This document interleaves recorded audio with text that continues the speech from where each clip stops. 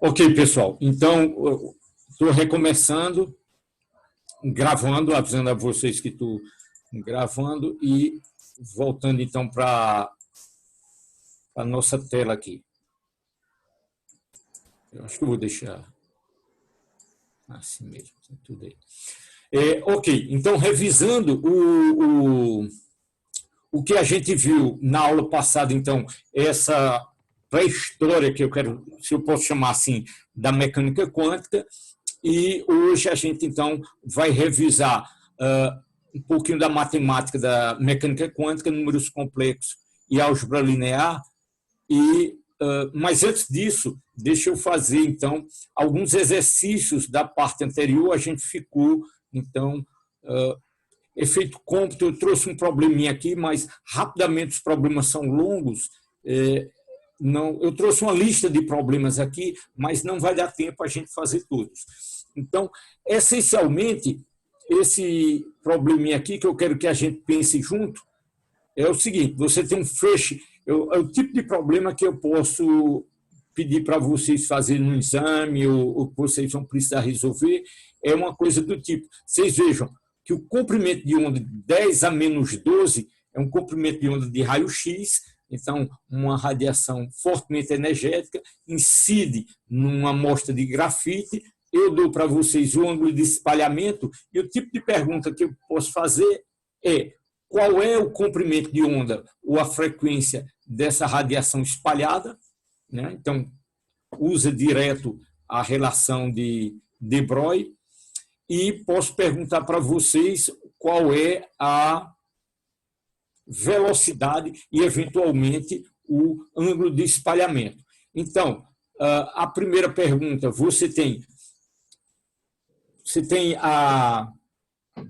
o comprimento de onda de Compton e o ângulo. Então, a variação do comprimento do comprimento de onda, ela é igual a uma constante, o comprimento de onda de Compton, 1 menos cosseno de θ. Eu lhe dou o ângulo. Você tem uma constante, você calcula o novo comprimento de onda. E dá trabalho porque eu fiz um pouquinho aqui, aí ficou trabalhoso, e com esse resultado eu posso calcular pela conservação do momento, eu posso calcular, essa talvez seja a parte mais interessante, pela conservação do momento, eu posso calcular, então, o momento do fóton espalhado, e aí eu deixo isso aqui como exercício que é trabalhoso numericamente, a gente perderia tempo.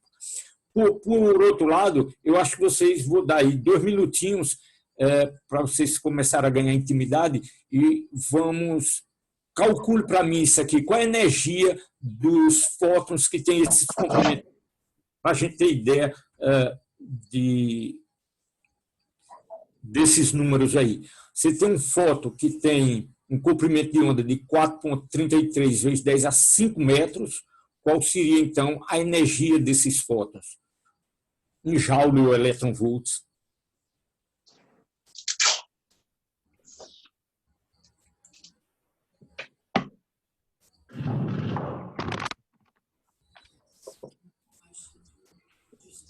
Dinâmica não é legal, não. De rádio. De rádio.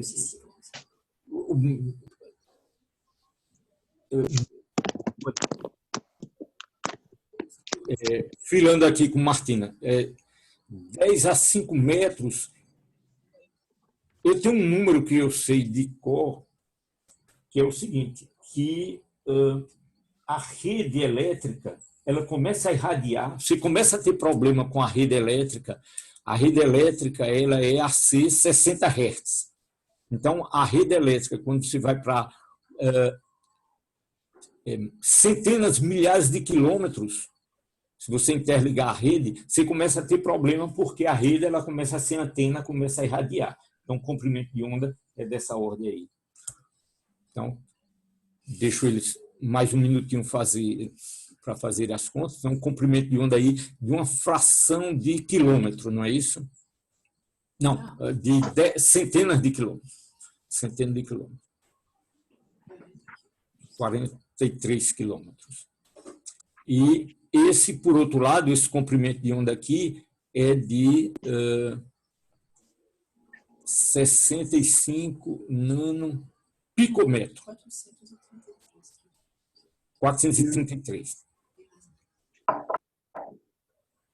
400. Não. 433 quilômetros.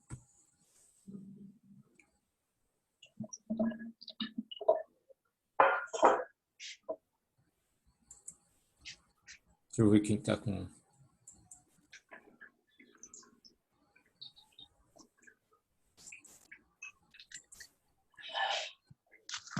Quem está com o microfone aberto? Eu acho que isso... Edmilson, para você em particular, enquanto os outros estão fazendo a continha, a gente viu... Eu fiz aqui, professor. Pois não.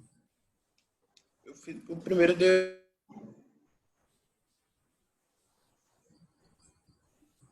Deu quanto, Vitor? O primeiro deu 4,6 vezes 10 a menos 31 joules. Joules, né? 10 a menos... 31. Ops. Não? Ah, tá bom. 10 a menos 31 eu estou achando pequeno demais. Porque um eletrovolt... É porque o comprimento de onda é alto, né? Como é? O meu deu isso também. O comprimento de onda é muito alto. O meu também deu isso. Ok, então tá bom.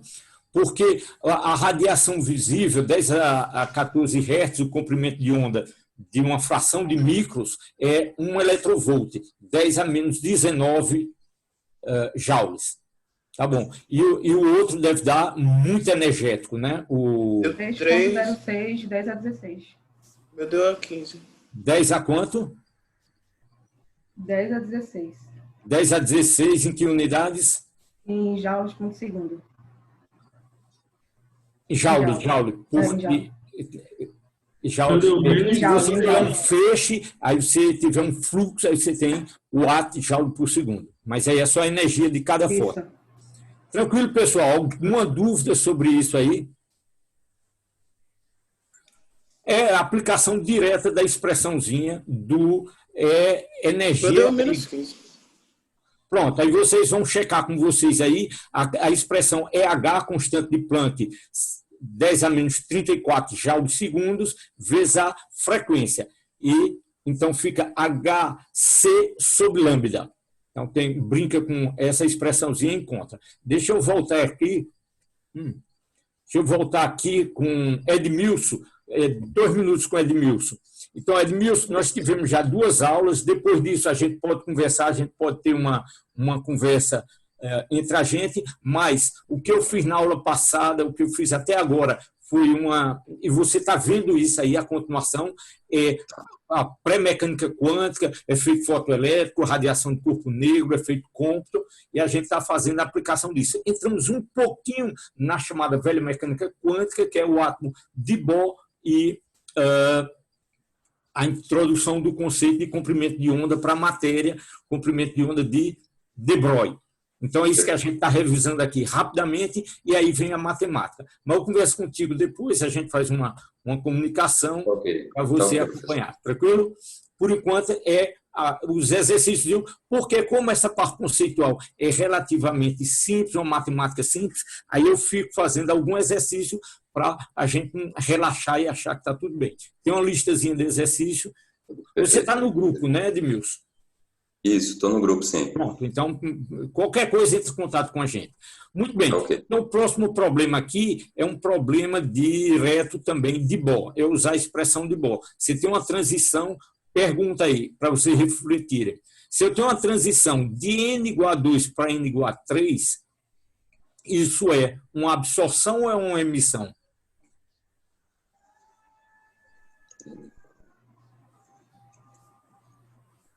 Absorção? É uma absorção, né? Se passou de uma órbita, né? Uma visão bem mecanicista, né? Passou de uma órbita interna para uma órbita maior, você teve que absorver energia. N igual a 3 é mais energético do que N igual a 2. Ou seja, Tem uma questão mais embaixo que eu vou falar sobre isso, é a quinta questão. Eu posso pular aqui rapidamente para a quinta questão, só para chamar a atenção de vocês. Eu pergunto aqui qual é a energia para ionizar o átomo de hidrogênio do nível fundamental. O nível fundamental, se vocês aplicarem lá a expressãozinha de Bohr, é menos 13,6 eletronvolts. Tá certo? Menos 30, menos por quê? Porque o zero da energia, o zero pensa em física 1, né? Quando você tem dois corpos, atração gravitacional, dois corpos a uma distância infinita, o potencial é zero. Eles vão se atraindo, a atração, a força atrativa dá um potencial negativo.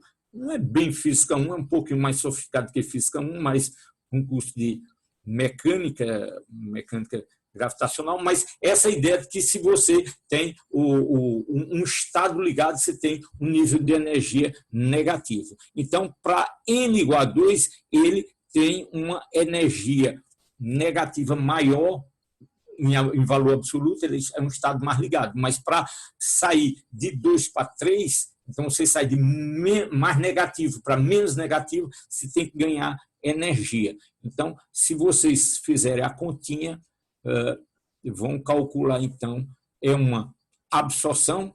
Para descer de 3 para 2 é uma emissão, e você calcula, então, o comprimento de onda associado. Então, de novo, uma expressão muito simples, a energia emitida, Hν, é igual à variação de energia de um nível para outro, ou, se vocês preferirem, é a expressão de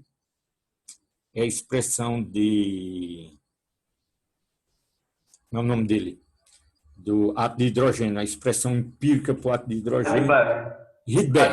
Rydberg. Isso, muito bom. Obrigado. Então, é calcular isso aí. Dá 2 minutinhos para vocês calcularem isso aí.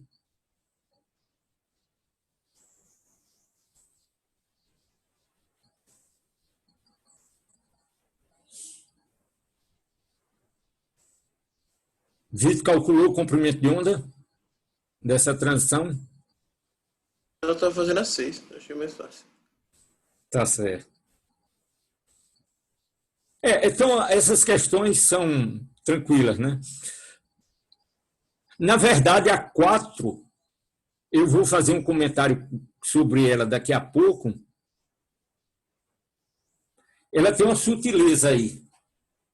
A 4 seria... A 3 é direto, é substituir na expressão n ao 1 sobre n ao quadrado menos 1 sobre m ao quadrado, direto aí, tem um fator multiplicativo, é tranquilo. Eu não fiz a conta, então não vou dizer para vocês quanto dá para conferir. Alguém fez?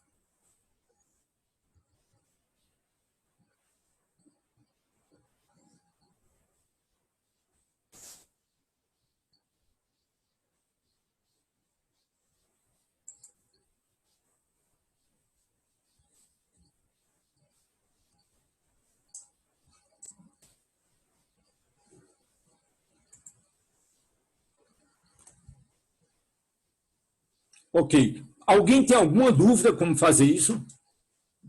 Pensaram e tal? Se tiver dúvida, pergunte, senão eu vou em frente. Mesmo que vocês não terminarem a continha, eu vou continuar. Pode ser? O comentário que eu ia fazer é sobre essa quarta questão. Alguém consegue me dizer como resolver isso aí? Eu dou o comprimento de onda. Eu tenho que dizer, se vocês... Foi muito rápido o curso, a série Lyman é para n igual a 1. Né?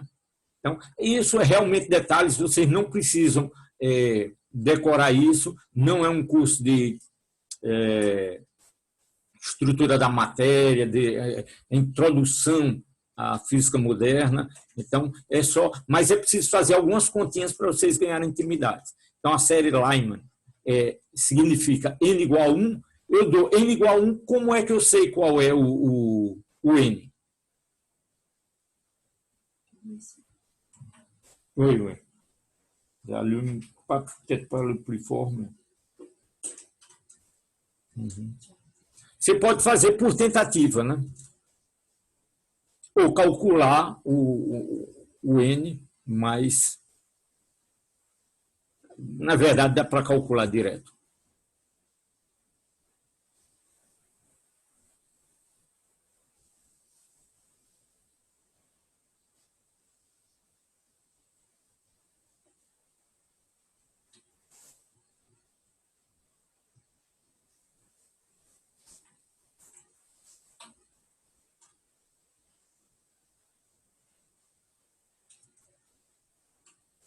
E aí, Diego, tudo bem? Está acompanhando? Dá para...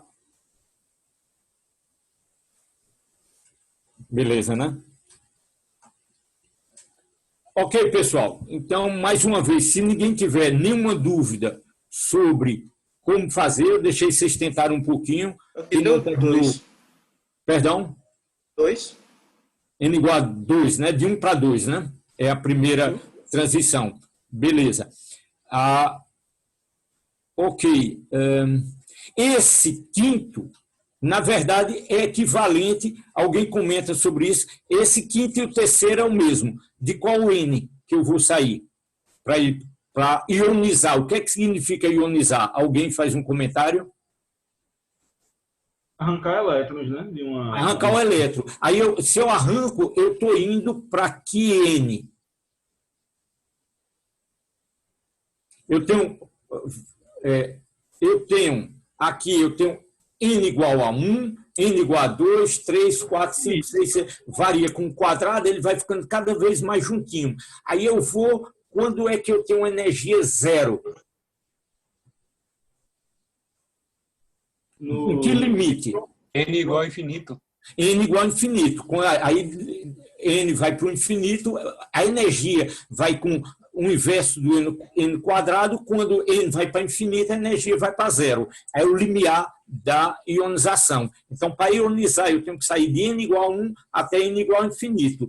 Então, esse termo se anula. É simplesmente a energia do estado fundamental, que, repito, é menos 13,6 eletronvolts. Eu tenho que dar 13,6 eletronvolts para arrancar o elétron do hidrogênio e ionizar o hidrogênio a partir do estado fundamental. Tranquilo, pessoal? Esse sexto que Vitor já disse que já fez, eu dou a massa, dou a velocidade. Massa, velocidade, eu tenho o momento. Se eu tenho um momento, e tendo momento, eu tenho o comprimento de onda de de Broglie. Comprimento de onda de de Broglie é igual constante de Planck dividido por P. Tá certo? Então, vocês calculam esse aí, deixa eu descer aqui.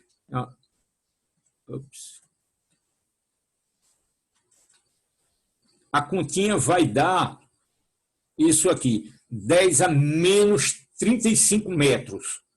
Então, um projétilzinho, uma bala de revólver, sei lá, o fuzil, que seja, ele tem um comprimento de onda de de Broglie. Se cada partícula eu associo um comprimento de onda de Broglie por essa relação H sobre P, eu tenho uma partícula que tem um certo momento, eu posso calcular um comprimento de onda de Broglie. Ora, só para a gente raciocinar o que significa em termos de dimensões. Comprimento de onda 10 a menos 35 é difícil imaginar, porque a dimensão do átomo da ordem de 10 a menos 10, o núcleo 10 a menos 14, são as ordens de grandeza, né? Vocês sabem que você fala de nanomateriais. Nano é o quê? As dimensões 10 a menos 9 são as dimensões moleculares. Então, 10 a menos 35 são 20 ordens de grandeza menor do que as dimensões nucleares. Então, não faz sentido eu ia fazer um comentário, vou fazer muito rapidamente, é que números tão pequenos assim, você disse que não tem nenhuma chance de medir, mas é absolutamente impressionante a variação que eles medem no espectrômetro para medir ondas gravitacionais. Mas a tentação aí de falar sobre isso, que medir ondas gravitacionais não faz pouco tempo, então, comentar sobre isso. Ok, pessoal, então, deixa eu trazer uma questão que eu acho importante. Eu fiz minha graduação, eu nunca ouvi falar de comprimento de onda de de Broglie do fóton. Não me passou despercebido. Depois, em algum momento, para mim, o de Broglie era o quê? Era da partícula. Então, qual é o comprimento de onda de de Broglie de um fóton? Aí você vai, eu lhe dei aqui o momento associado ao fóton. Se eu tenho um momento, eu sei calcular o quê? Eu sei calcular o comprimento de onda de de Broglie desse fóton. E quanto dá isso?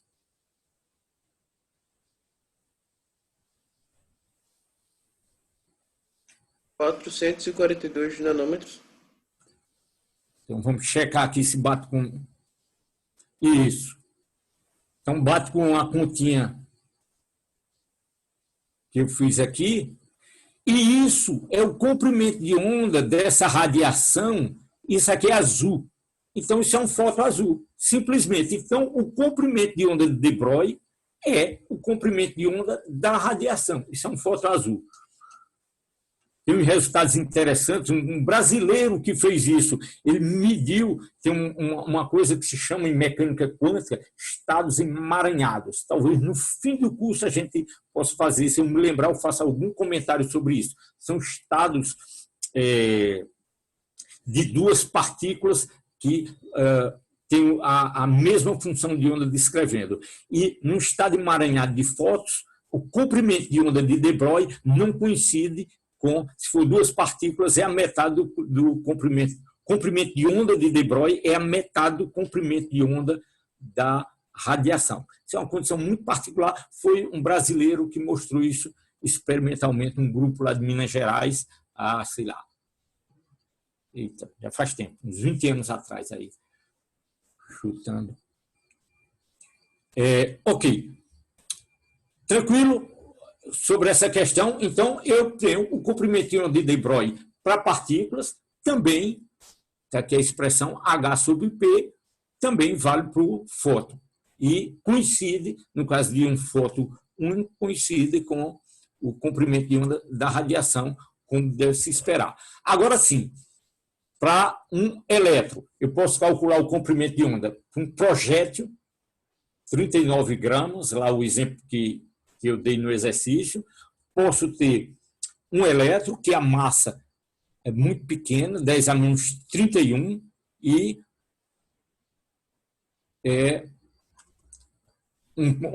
dei exemplo na aula passada de interferência com nêutrons, com átomos, comentei. Então, você pode calcular o comprimento de onda de Broglie para cada uma dessas situações.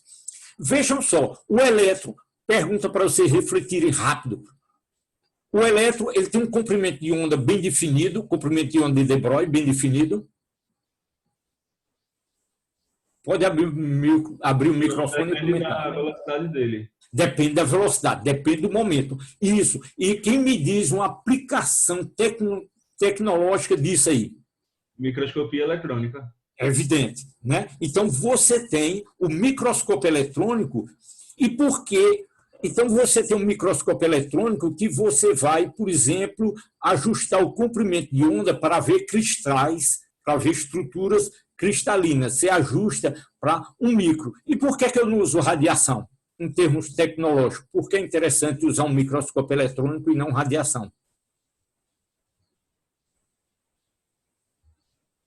Porque fica da ordem de grandeza da radiação, fica da ordem de grandeza do que você está querendo ver. Aí você não consegue. Não, eu posso, veja só, eu tenho um cristal, as minhas distâncias no cristal, a gente comentou aqui, é da ordem de nanômetro, angstrom, tá certo? Nanômetro, estrutura cristalina. Aí eu ajusto a velocidade dos meus elétrons, o momento dos meus elétrons, para dar esse comprimento de onda. Microscopia o microscópio eletrônico. Ok. Aí, daqui a pouco, o melhor exemplo talvez seja em biologia. Eu posso também olhar estruturas moléculas em biologia. E por que eu não vou usar? Eu tenho para radiação, eu sei calcular, vocês sabem calcular, acabaram de fazer, calcular o comprimento de onda da ordem de nanômetros. Aí eu jogo fótons de nanômetros. Vai dar o quê? Vai dar raio-x.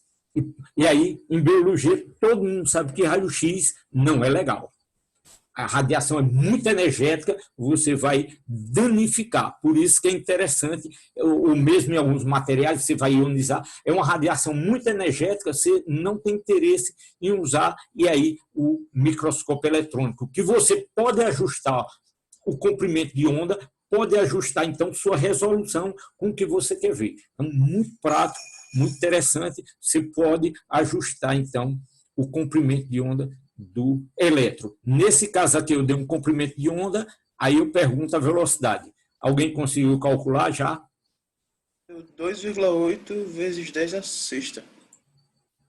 Pronto, muito bem. 2,8 10 a sextas metros. Então, é direto aqui, H sobre P, né? Então, eu tiro aqui a expressão da velocidade, né? Já é não relativístico, essa energia aqui é suficientemente baixa. Você podia, numa aproximação também, mesmo com energias muito altas, podia fazer uma aproximação não relativística, daria uma resposta razoável. Alguma dúvida sobre isso, pessoal? Então, eu tenho uma partícula que tem... Oi? No slide da aula 2, quando vai passar a equação de De Broglie, tem como se fosse uma correção, que é raiz de 1 menos b ao quadrado sobre c ao quadrado. Isso, perfeito. Em geral, você precisa ter V, então, da ordem da velocidade da luz, que é 3 vezes 10 a 8 metros por segundo, ao quadrado vai a 16, então você precisa ter velocidades da ordem. Olha, imagina, Felipe, uma velocidade que a gente tem. Quais velocidades aqui? Uma velocidade supersônica de um balista. Alguma coisa da ordem milhares de metros por segundo. Isso ainda é várias ordens de grandeza menor. Você tem 10 a 3, 10 a 4 metros por segundo. Isso são 4 ordens de grandeza menor do que a velocidade da luz. A aplicação, em onde eu comentei isso muito rapidamente na primeira aula, no sistema de satélites, que tem velocidades grandes, mas aí você quer uma precisão muito grande na localização na superfície da Terra, aí sim você tem que usar relações relativistas. Mas, fechando o parênteses, está razoável isso aqui, a relação entre comprimento de onda de De Broglie. Fazendo esse exercício, vocês vão ganhando intimidade, vão decorando sem precisar forçar. Naturalmente, você lembra, comprimento de onda de De Broglie, H sobre P. Tranquilo? Beleza? Tranquilo. Então, esse 1 sobre V sobre C é uma correção relativística. Isso. Ou seja, quando o V é muito menor do que C, esse número é desprezível face a 1. É 1 menos 10 a menos 4, 10 a menos 5. Então, uma correçãozinha lá na quarta, quinta casa decimais. Tranquilo, Felipe? Beleza.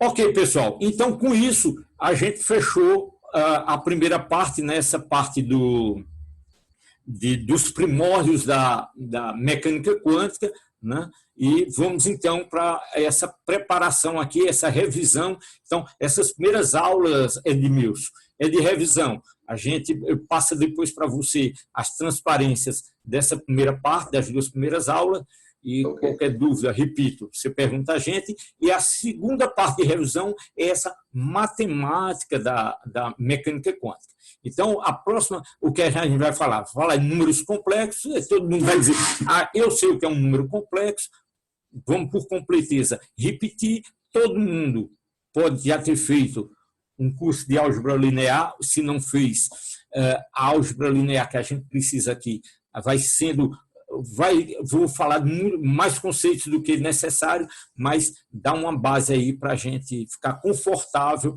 mais para frente. Ok, então, números complexos. Por que números complexos é importante em mecânica quântica? É porque quando você tiver uma função de onda associada a uma partícula, a gente vai falar aqui já na próxima aula, na seguinte, quando falar de função de onda associada a partículas microscópicas, você vai ter, então, uma função de x e t, tá certo? Tratar o problema unidimensional na maior parte dos casos, mas essa função é essencialmente uma função complexa. E aí você vai ter, calcular a probabilidade de achar a partícula.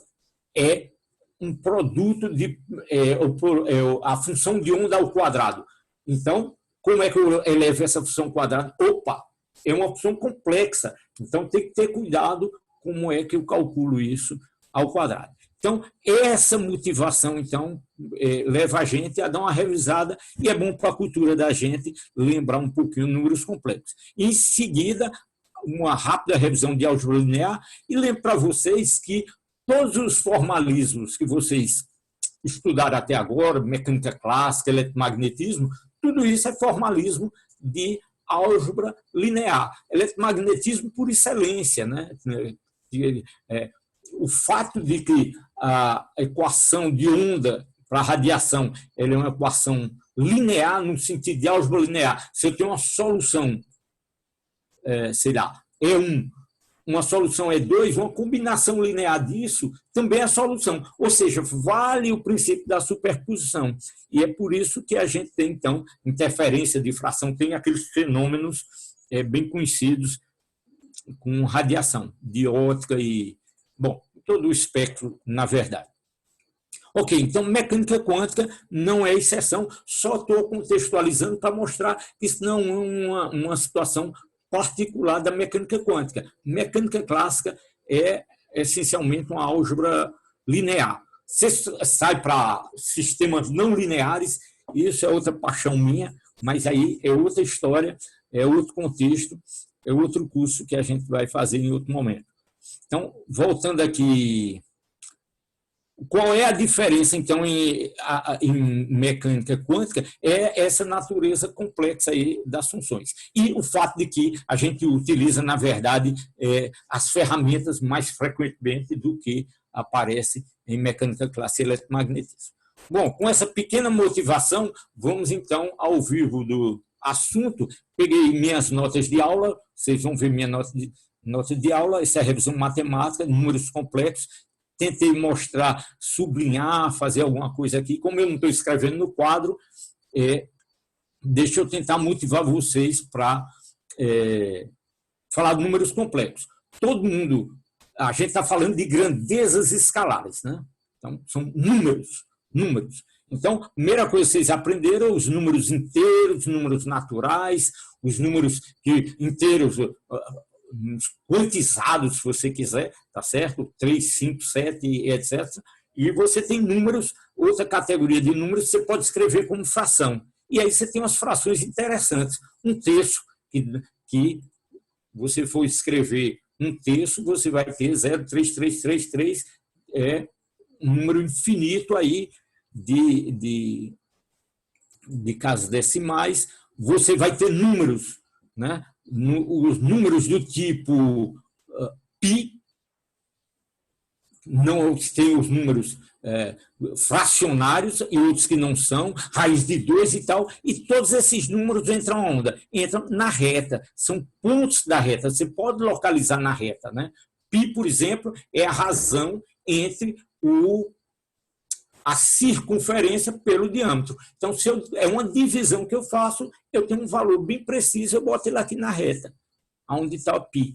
Então, eu coloco todos os números racionais e irracionais, coloco todos eles nos números reais. Então, entra tudo aqui. Agora, eu tenho um seguinte problema. Qual é a solução dessa equação aqui? x2 igual a -1.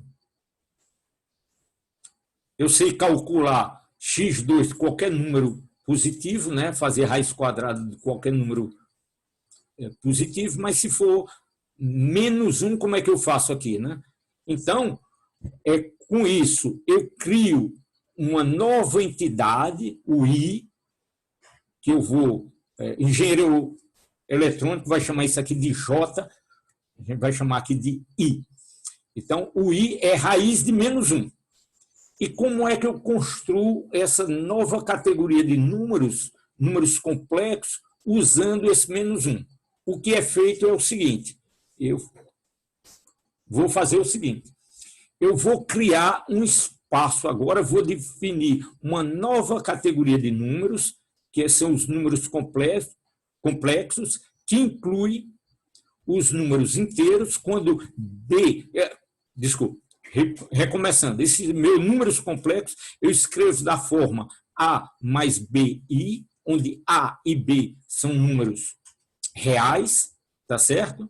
E esse número é a parte real de C e o B é a parte imaginária de C. E eu represento o meu C dessa maneira pictorial aqui, se vocês quiserem, vetorial, trigonométrico, deixa eu evitar essa expressão, vetorial, digamos. Então, C eu represento dessa maneira como sendo uma composição de uma parte real, está no eixo real o B, está no eixo imaginário o A, e eu represento esse carinha dessa maneira. Então, dessa forma, se o B é 0, eu caio no eixo real, tranquilo, problema nenhum. Tem um número estritamente imaginário quando A é 0, então estou nesse eixo imaginário. Muito bem. Eu posso definir uma magnitude, queria evitar a palavra, mas o termo é esse, uma norma, uma distância para esse cara aqui, a norma de C, dessa maneira. Pitágoras, tá certo? É uma distância entre esse ponto e esse ponto, no espaço euclidiano, uma distância euclidiana aí. Então, A2 mais B2 igual a C2. Então, a norma, a magnitude desse carinha, desse número complexo C, é dada por essa razão. Estou definindo, então, esse valor de C, chamado valor absoluto de C. Todo mundo aqui, né? Eu estou contando nada de novo. Quem já conhece bem isso, paciência, quem não conhece, está acompanhando aí. Então, a gente tem que agora manipular esses números, tem que aprender a manipular esses números complexos, que a gente vai fazer o mais próximo possível, tem que ser coerente com o que eu faço com números reais. Porque, no limite, quando B é igual a 0, eu caio no universo dos números reais. Então, lista de exercício está isso aqui. Brinque com isso aqui e se convença que essa relação é verdade. 1 sobre I é igual a -I. Se pode mostrar isso de uma maneira bastante evidente. Então, como é que eu calculo C2 para obter a norma? Ora, C2 é C ao quadrado. Aí eu vou pegar o número A mais BI, multiplicar por A mais BI. Dá certo isso?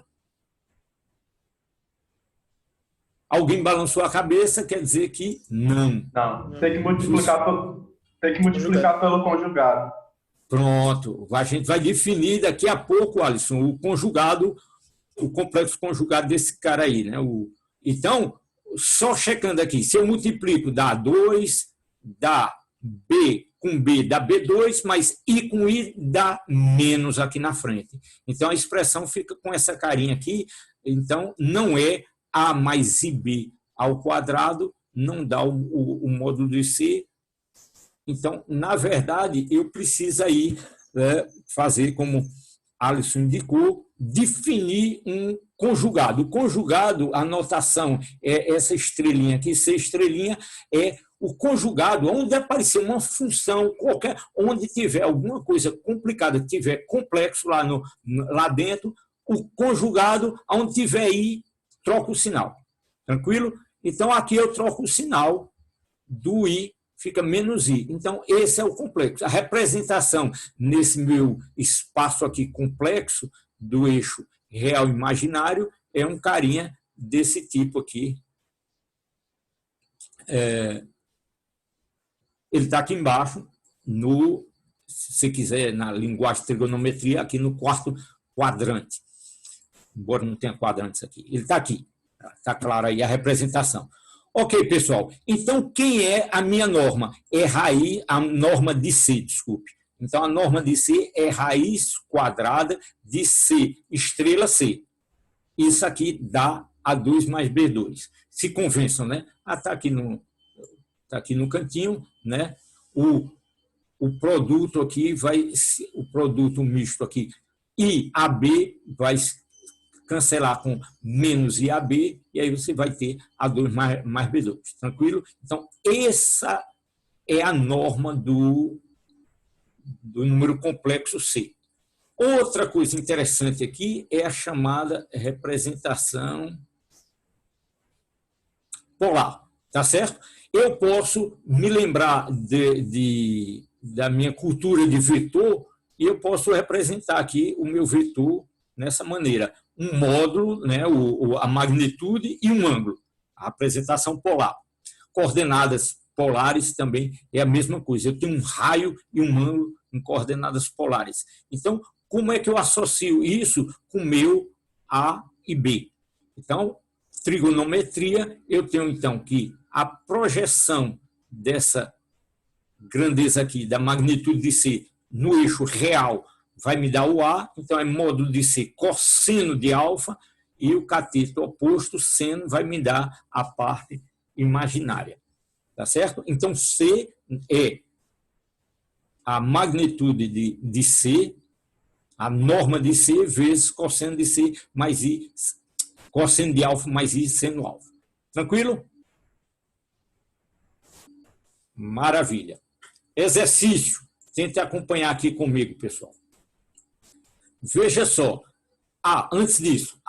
Isso aqui é muito bonito. Isso é uma das equações mais lindas em matemática. Quem é apaixonado aí por matemática, a relação de Euler, que relaciona a exponencial com seno e cosseno e alfa com cosseno de alfa mais I seno alfa. Essa é a relação de Euler. Quando você demonstra isso, uma série de potência, por exemplo, você faz a expansão de série de potência desse cara, desse, e você mostra facilmente essa relação. Essa relação de Euler é de uma utilidade enorme, tá certo? Então, a notação polar permite a gente analisar aqui, por exemplo, vamos fazer um pequeno exercício aqui. Se eu tenho o número 1, quem é 1?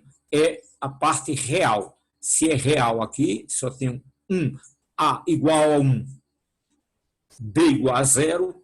Quem é o módulo de C?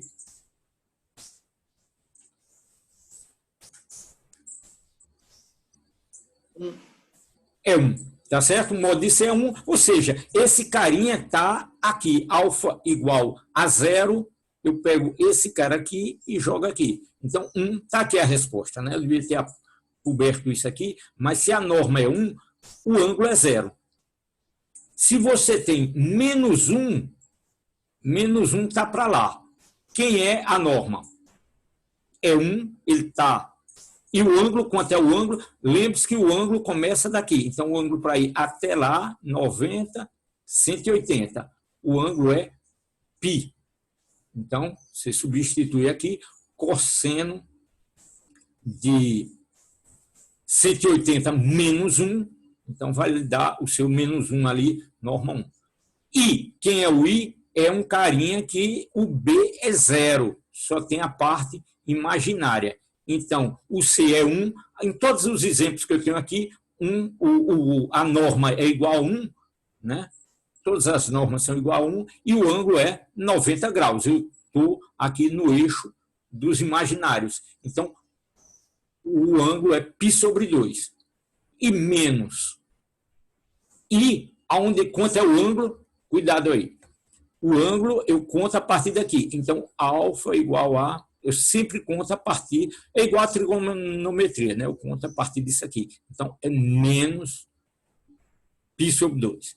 Tranquilo? Então, pequeno exercício aí que a gente resolveu junto aqui.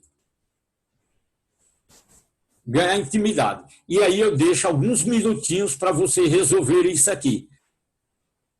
O que eu quero aqui é o seguinte, escreva aí, pessoal. Tenta fazer isso aqui, me diga, aqui tem um i menos 4 dividido por 2i menos 3. Eu quero que você me escreva isso na forma A mais BI. Quanto é o A e quanto é o B. Me diga quem é o A e o B. 2 minutinhos.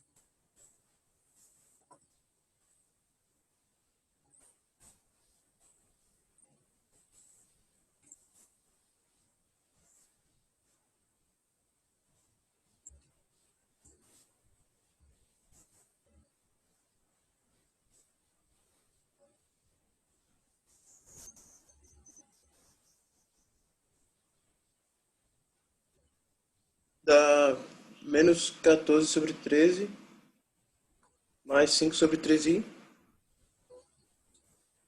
Isso, quem está... Isso é... És tu, Vitor? Pronto.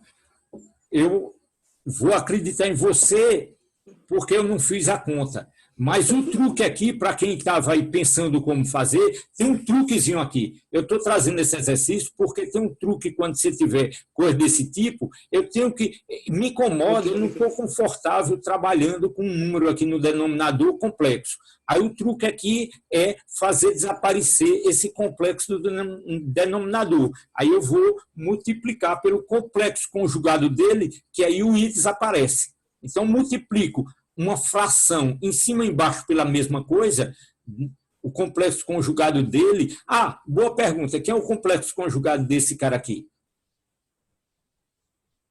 Menos 3, menos 2i. Atenção, não é só um tiver menos vira mais, não. É o i que vira menos i. Então, multiplico pelo complexo conjugado dele, isso me faz desaparecer do denominador o número complexo, que é tudo real, e aí eu fico confortável, e a gente acredita em Vitor, e a resposta é, repita aí, Vitor, por favor, estava errado? Estava, eu fiz o contrário, eu botei 2i mais 3. Pois é. Aí tem que ser pelo complexo conjugado, está razoável isso? E aí fica... todo mundo entendeu isso aí? Se não, eu repito, eu explico diferentemente, se todo mundo entendeu, eu vou em frente. Ninguém se manifesta, eu continuo. Então, pronto. O truque aqui é você multiplicar o denominador pelo complexo conjugado, faz desaparecer a parte imaginária, no denominador fica um real, e aí é só isolar o que é o coeficiente vamos chamar o coeficiente da parte imaginária, é o B, e o outro termo é a parte real. Não fiz aqui para vocês. Isso aqui, brinque com isso aqui é tranquilo, isso é desenvolver. Agora, quem me diz, se eu tiver uma coisa feiosa desse tipo aqui, e a 17, você pode até sair calculando 17 vezes, mas se eu tiver 320 e a potência 328, como é que eu simplifico isso aqui? Como é que eu calculo o valor absoluto e o complexo conjugado, o conjugado desse cara aqui?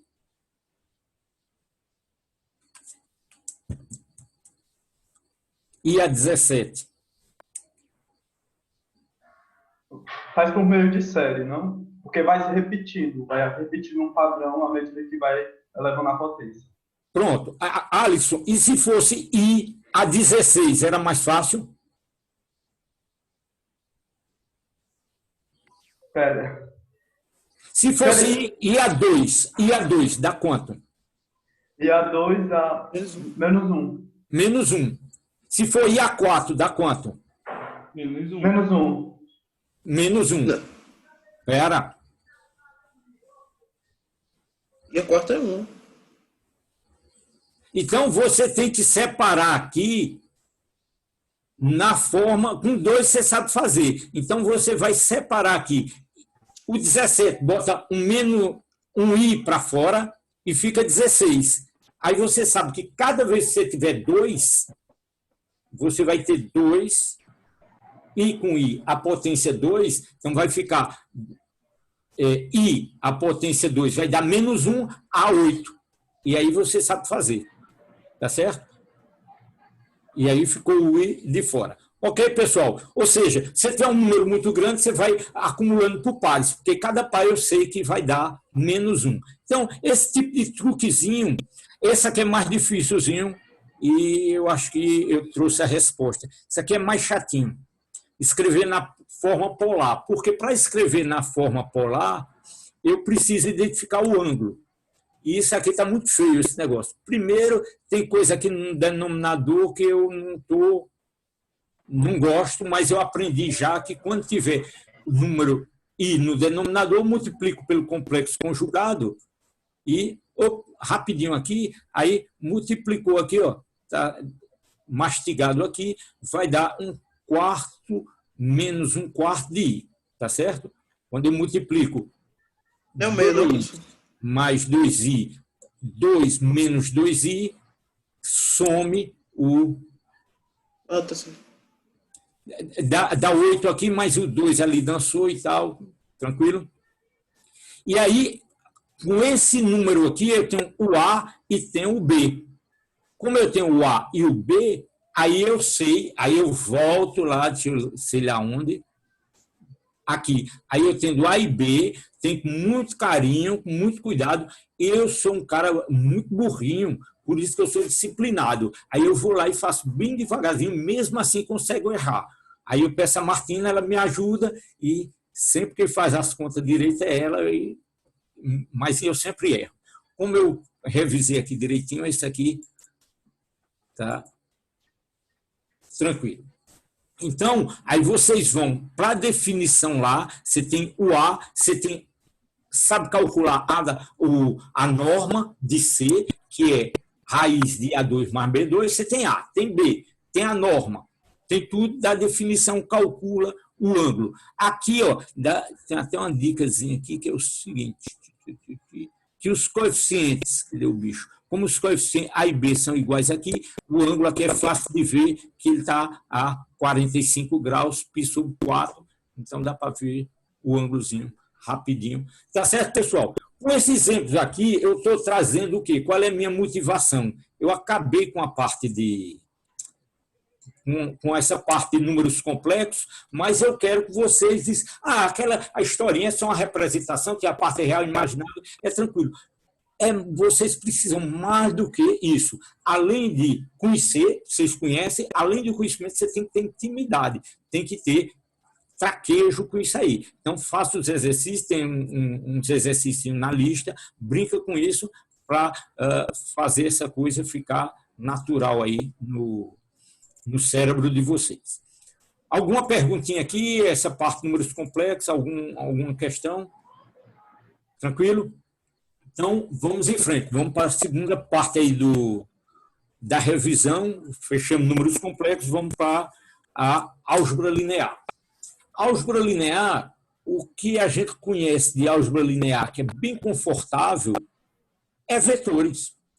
Vetores é uma base de álgebra linear. Aliás, a linguagem, eu vou usar aqui, mas muitos livros, muitos textos, o cara vai ter uma função aqui qualquer, o cara vai falar de vetor. Tem uma matriz, é o vetor. Um elemento da minha álgebra, eu chamo vetor, porque é tão natural, é a maneira que eu vou usar para representar, para raciocinar. Muito confortável de visualizar usando vetor.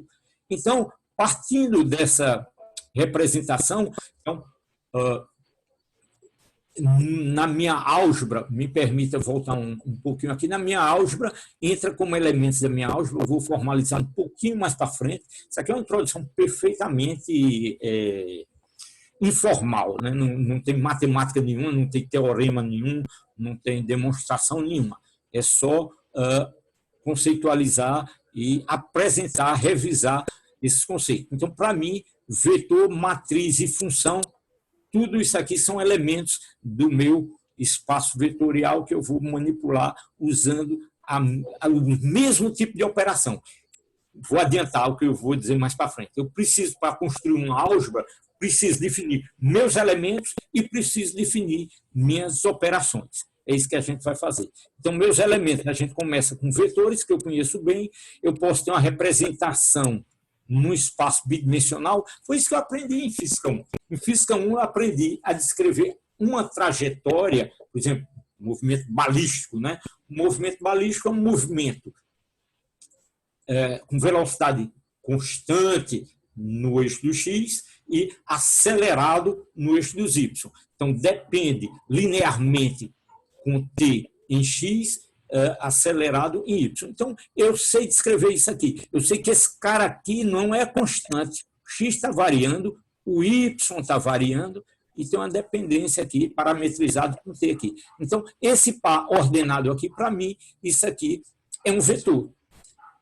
Isso a gente usou muito em Física 1. Mas você sabe também que o espaço é tridimensional. Quiser representar alguma coisa no espaço tridimensional, conceitualmente é a mesma coisa, tem uma coordenada xy, acrescenta a coordenada z, então no espaço tridimensional, isso aqui a gente está muito confortável de representar isso, muita intimidade com isso, vetor de posição, velocidade, etc. Então a gente tem intimidade com isso aí, sabe representar. Eu posso agora, veja só, voltando aqui, eu estava dando esse exemplo preciso do movimento parabólico. Então, todo mundo sabe que no movimento parabólico, se eu deixo cair, jogo uma pedra, né? Na direção x, eu tenho uma velocidade inicial, ele vai com essa velocidade constante o tempo todo, se não tiver fricção. Então, esse cara aqui vai evoluir linearmente com o tempo. Esse sujeito aqui é acelerado. Ou seja, ambos, esses números estão evoluindo. Então, esse número é uma função de um certo parâmetro, t. Então, isso aqui, na verdade, esses valores são números que podem estar variando. Então, eu tenho aqui, isso aqui, eu posso dizer que isso aqui, nessa minha representação de funções, eu vou ter 3 funções, uma função para x, uma função para y e uma função para z. E esses carinhas estão variando. Tranquilo? Então, isso aqui é o meu vetor A. Posso chamar vetor dessa maneira. Então, o matemático não quer saber desse papo furado aí de que é velocidade, é posição e tal. Para ele, o matemático é simplesmente esses elementos ordenados aqui, fx, fy, fz, isso aqui, um vetor.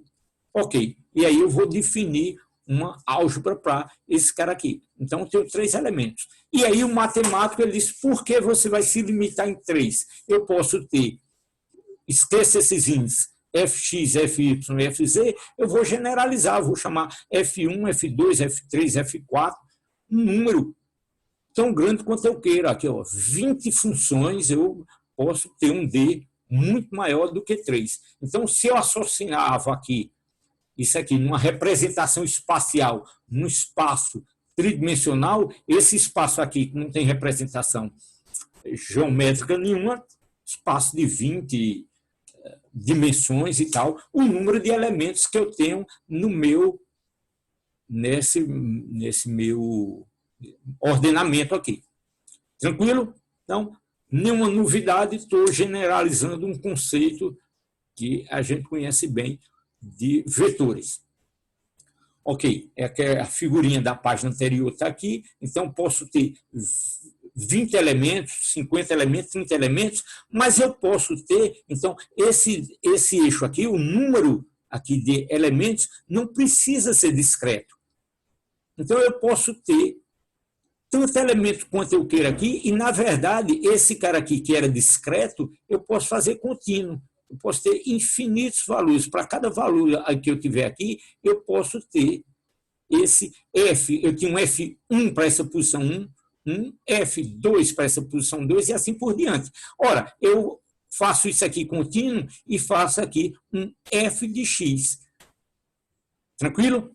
A noção de função. Então, eu tenho uma representação dessa função, uma representação vetorial, com um espaço infinito, tá certo? Então, botei uma flechinha vermelha aqui porque parece um detalhe aqui, mas isso aqui é já comentei antes, mas isso aqui é fundamental. Tudo mal escrito aqui, no quadro eu escreveria bem bonitinho, mas eu vou definir, então, minha álgebra, definindo esse espaço vetorial, definindo quais são esses objetos, né? Quem são meus vetores, repito, pode ser matrizes, funções, um vetor, na verdade, é uma matriz 1 por n, 1 por 3, tá certo? E as operações. Então, vamos discutir quais são essas operações que eu vou fazer com esses objetos.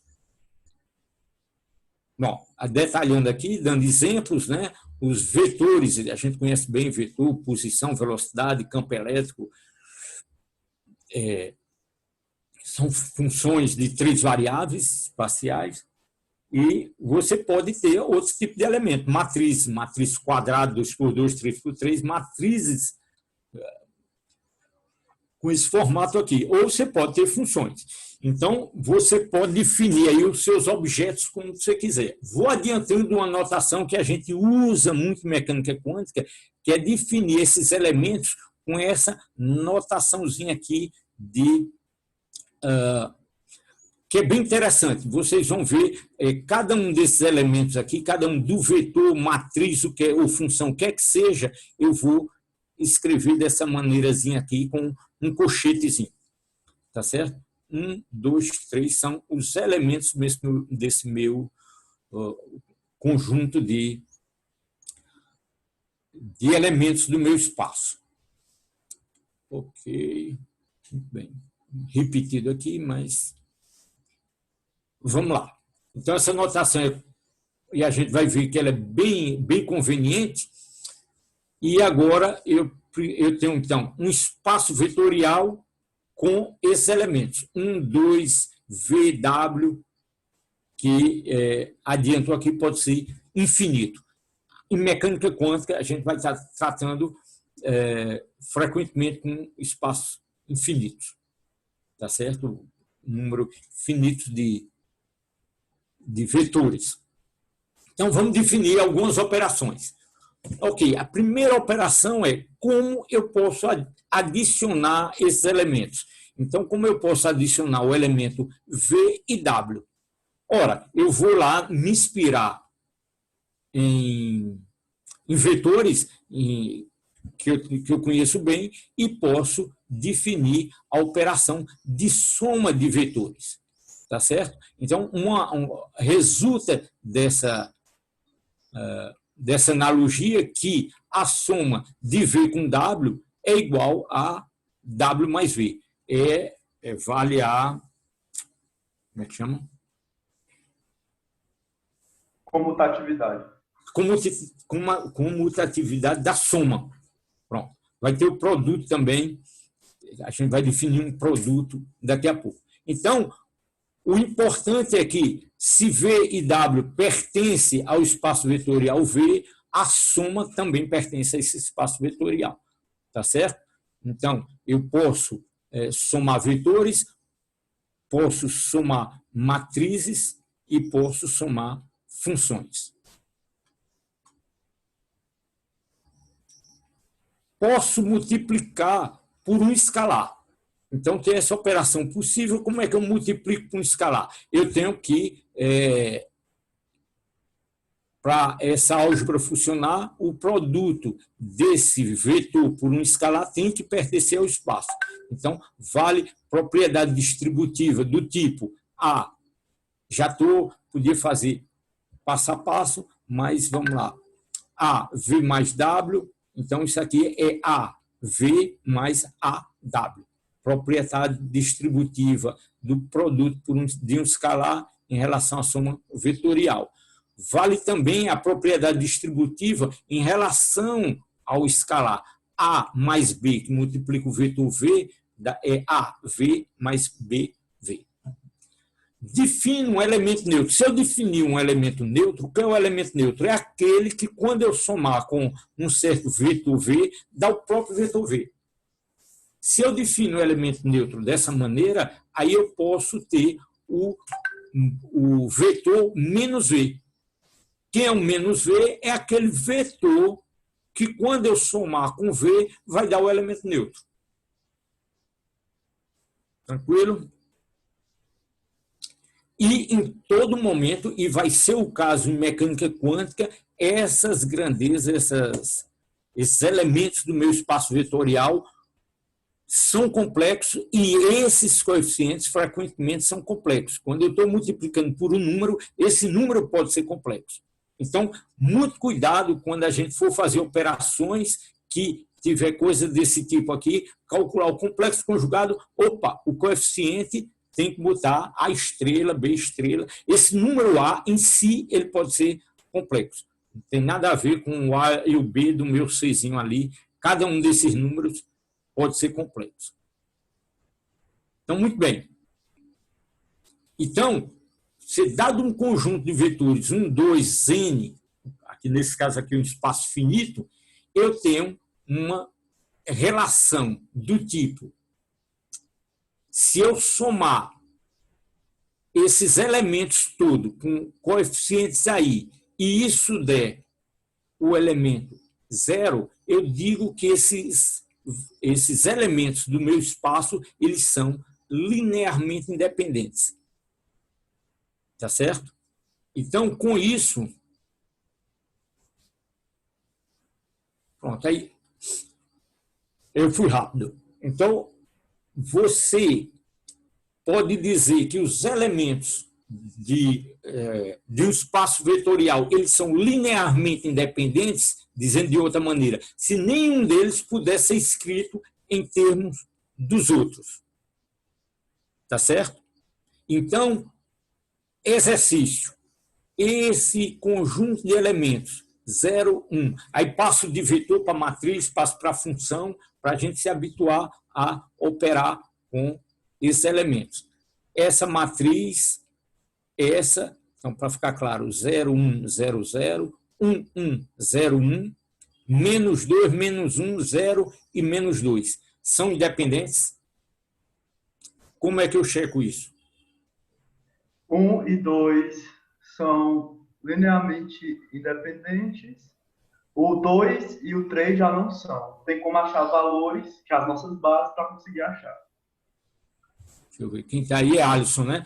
Mas, muito bem, Alisson. Agora, veja só, como é que você mostra que, como é que você me garante que eles são linearmente independentes de uma maneira geral?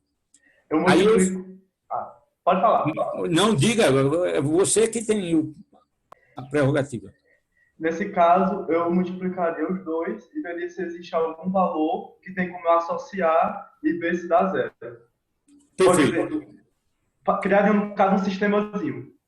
Ou seja, você está me dizendo é o que tem, está aqui, tá certo? Eles são linearmente dependentes, aí eu vou escrever dessa maneira. É que tá muito nojentinho aqui, eu tenho um somatório de AIs do vetor I, e isso vai dar 0, tá certo? Então, eu vou botar no meu exercício aqui, eu vou botar aqui A1 mais B2 mais C3 e ver se isso dá 0. E aí vou resolver para cada um desses elementos e mostrar que não existe uma combinação disso aí.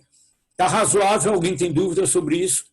Cheque isso, façam isso explicitamente. Mostre que não tem uma solução A, B e C que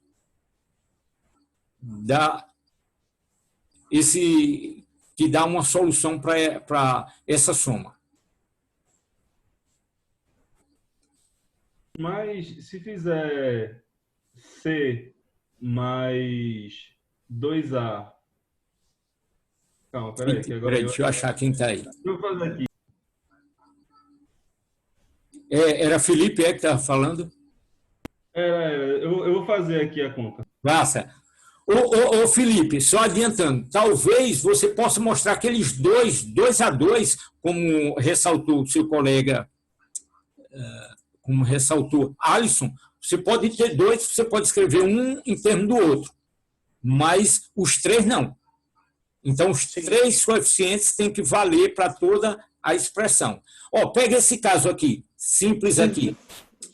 Esse aqui são... Olha, esse aqui você vai... infelizmente, eu tenho que achar um recurso para poder escrever. Mas vamos tentar aqui. Eu posso escrever A mais B mais C. Isso aqui vai dar... Deixa eu ver. Esse com esse e o C aqui tem que ser 0. Não. B. Vocês podem mostrar, nesse caso aqui, eu já estou dizendo aqui, ó, anota aí e faz esse exercício. De toda maneira, tem exercício na lista, né, nesse sentido. Ou seja, você tem que mostrar que eu resolvo isso aqui, encontro coeficientes que permitem escrever esses caras um em função do outro, e, nesse caso aqui, não tem jeito. Não tem coeficiente que me permite escrever um em função do outro. Deixa eu ver se tem uma maneira evidente aqui. Assim, a gente pode ver isso interpretando eles como se fossem retas dentro de um cubo. Como é, Alisson? Como se fosse... Retas dentro de um cubo. Tá. Aí, por exemplo, esse daqui pega um plano, o segundo pega outro plano e o terceiro pega outro plano. São retas que estão em planos diferentes. Tá. Ok. O que, Alisson, deixa eu dizer, Alisson, de outra maneira, eu posso ter no plano, por exemplo, 2 vetores. Um vetor aqui, outro vetor aqui. Isso, para mim, esses 2 vetores, se eles estão no plano, eu posso descrever qualquer outro vetor em termos desses 2. Por quê? Porque ele vai ser uma base. Qualquer que seja o ângulo entre eles, isso vai ser uma base. Por quê? Porque eu posso decompor qualquer outro vetor desse espaço nesse aqui. Não é uma base ortogonal. Uma base ortogonal, vou falar disso daqui a pouco, uma base ortogonal é quando um dos vetores é ortogonal ao outro. O que é ser ortogonal é quando o produto entre eles, é que eu não falei ainda do produto ainda, vou falar do produto, é quando o produto entre eles é 0. Tá certo? Mas, então, em 2 dimensões, isso dá para visualizar bem. E aí você pode ter um cara que está fora desse plano que não tem jeito de escrever em termos desses 2 vetorzinhos do plano. Associando em vetores em baixas dimensões, a gente consegue visualizar. Mas façam, então, esses 2 exemplos aí mais tarde e se convençam. Se tiver dúvida, eu volto na próxima aula sobre isso, mas eu acho que espero que esteja tranquilo.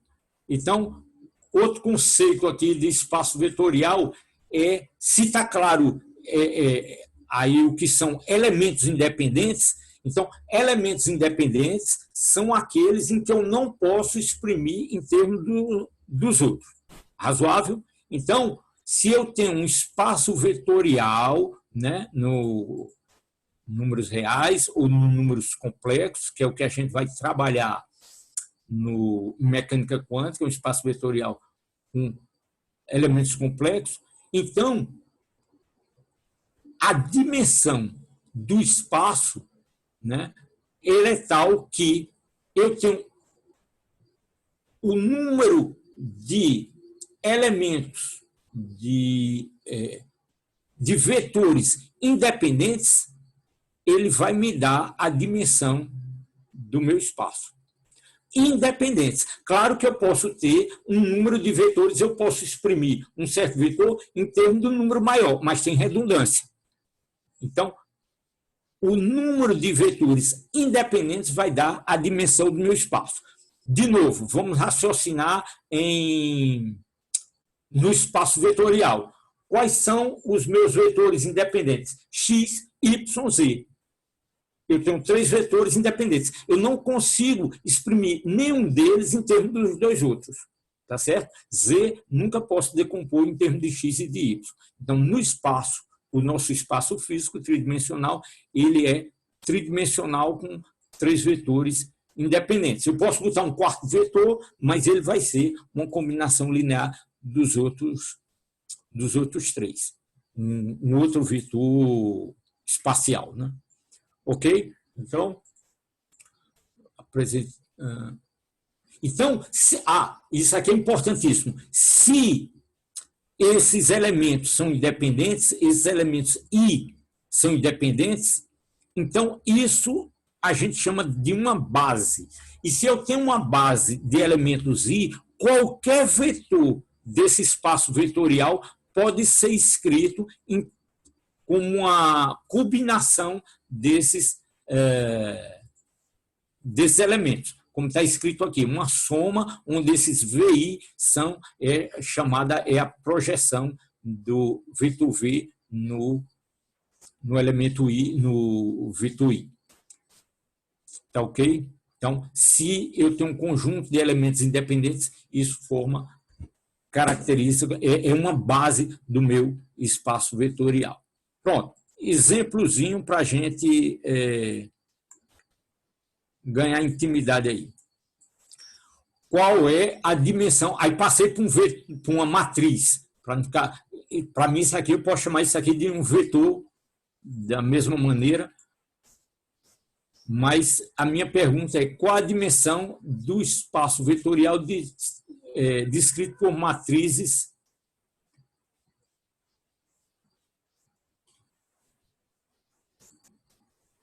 Quatro por quatro?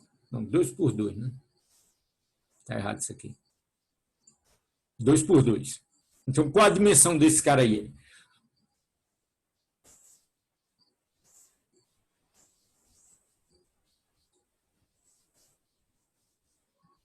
Professor, mas para saber a dimensão, não é necessário saber a quantidade de bases?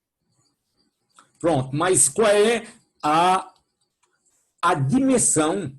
Vai ser o número máximo de base de elementos da minha base, a base, e a questão seguinte vai lhe ajudar talvez a responder sua pergunta. Você não pode ter uma base maior do que esse valor. Então seria 2. Você, com apenas 2 elementos, consegue descrever todos os elementos desse espaço aqui, Alisson? 4. 4. Né? Porque o exemplo, a base seria, por exemplo, essa aqui. Eu posso ter outra base, mas essa aqui, por exemplo, eu posso escrever qualquer elemento aqui em termos dessa base aqui.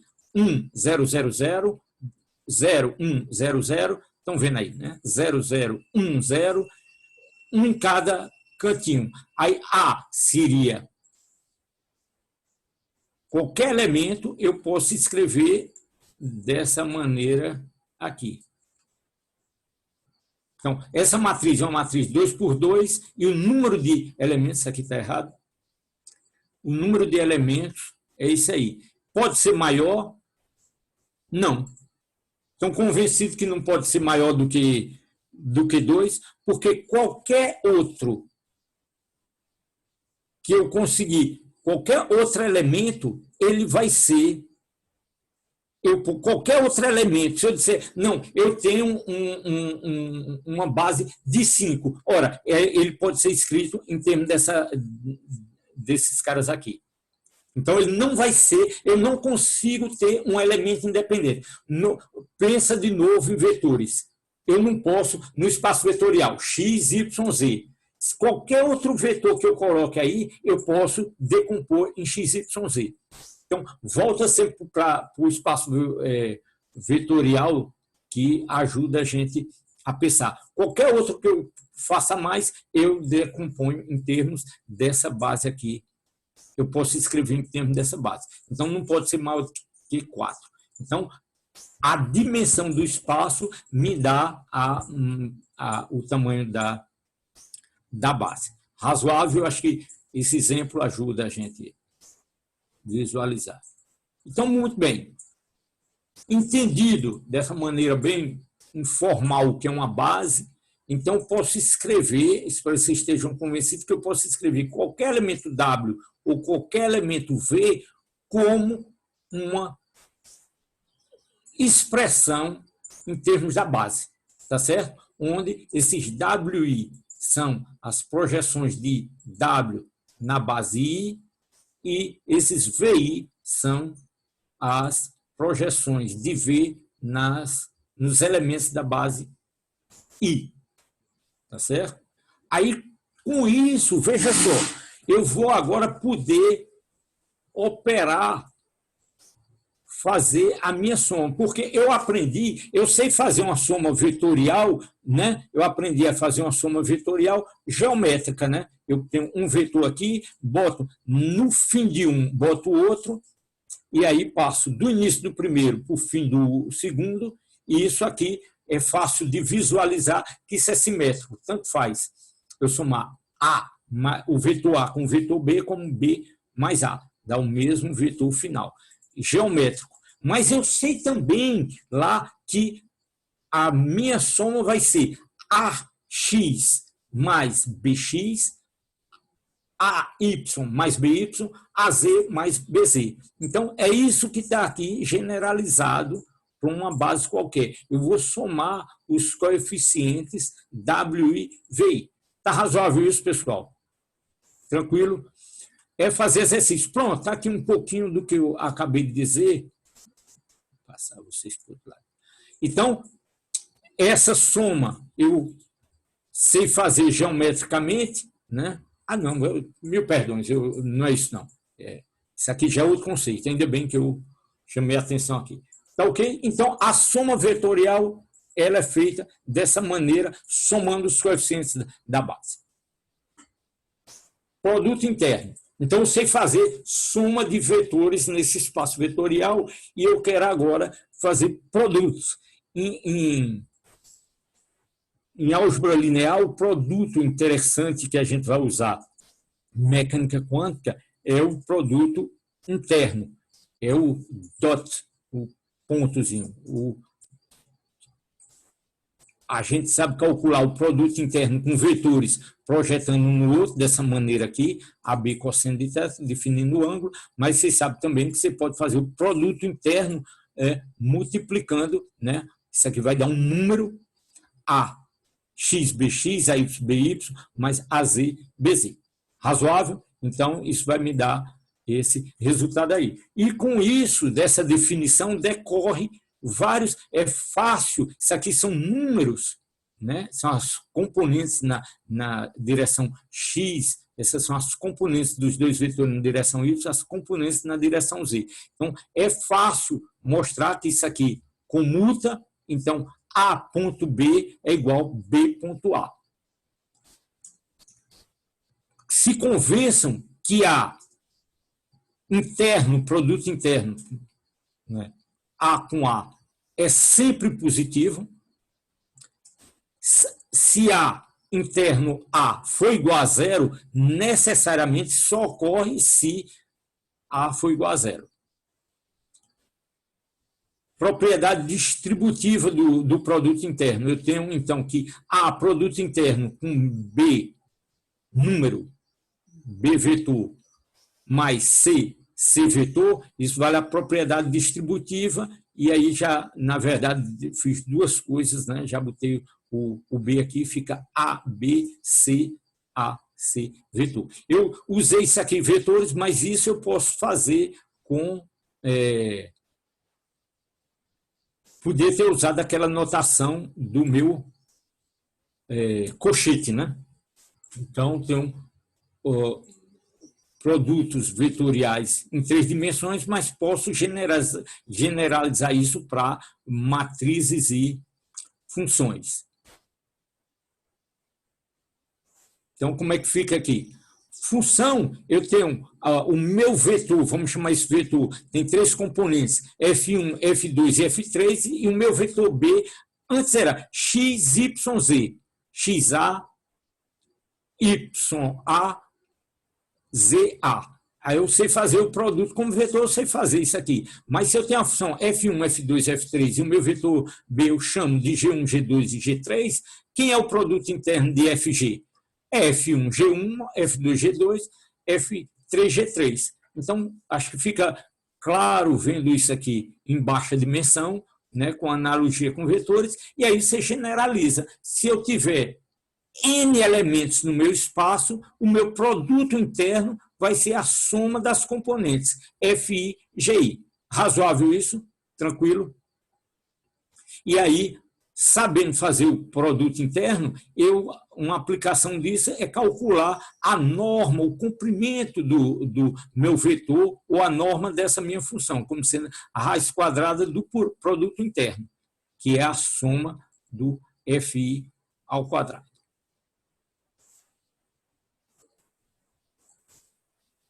Pronto. Um passinho a mais é generalizar isso para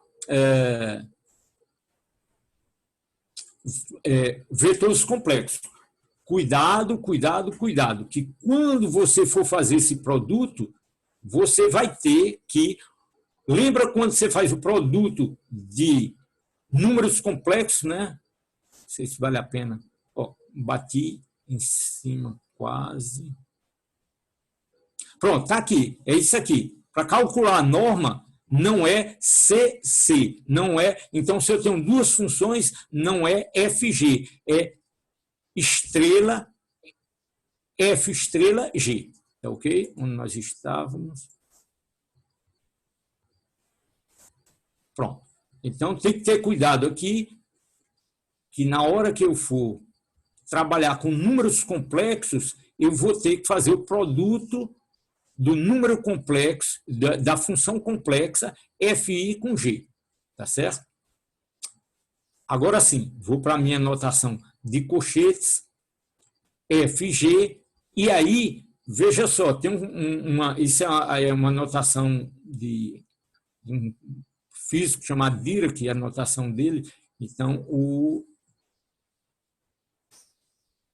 que a gente faz é que, quando você bota esse cara do lado esquerdo ou usa o complexo conjugado, eu faço essa notação dessa maneira, viro o colchete para o lado de cá. Veja que é bastante elegante e condensada a notação. Isso aqui significa o quê? Que esse produto dessa função F e G, esse cara está virado para o lado de cá, ele é o complexo, né? Eu vou pegar os componentes complexo de F, multiplicar por G dessa maneira aqui, tá certo? Então, do inglês aqui, de colchetes, é bracket, né? Os colchetes bracket. Então, você tem, o pessoal chama esse cara do lado esquerdo de bra, esqueça o C aqui, e cat, bra e cat.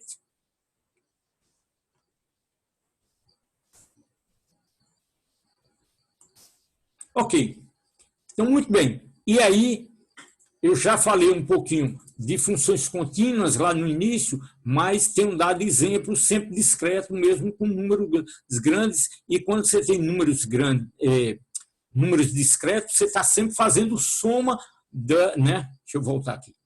Você está fazendo essa soma aqui das componentes das minhas projeções desse cara, que dele aqui. Cada vetor... Pronto, cada vetor eu posso exprimir dessa maneira aqui na minha base. Então, tenho feito isso até aqui. Mas agora eu posso ter não um número discreto, mas um número contínuo da minha variável aqui. Então, eu passo de uma soma discreta para uma soma contínua, que é uma integral. Tá certo? Então, como é que fica a minha definição do meu produto interno de FG? Fica sendo, então, o que era antes uma soma de F estrela G, passa a ser agora uma integral em toda a variável X, né? O meu índice N agora ficou contínuo, ficou X, e vou integrar F estrela produto G dx. E isso aqui é fundamental vocês terem consciência de que esse cara aqui é complexo. Se a função é complexa, se você não botar estrela, o cálculo está errado. Então, mecânica quântica, isso é crucial, porque as funções são complexas. Então, não pode esquecer esse complexo, o cálculo, o conjugado da função f aqui, tá certo? Então, a função é contínua, G é contínua, e o produto interno é dado por esse camaradinho aqui, no espaço onde o x é definido. Em geral, matematicamente, se diz que é em todo de menos infinito. Eu acho que é o próprio Griffiths, algum desses livros, o cara chamou muita atenção. Isso aqui, matematicamente, você vai e integra de menos infinito a mais infinito.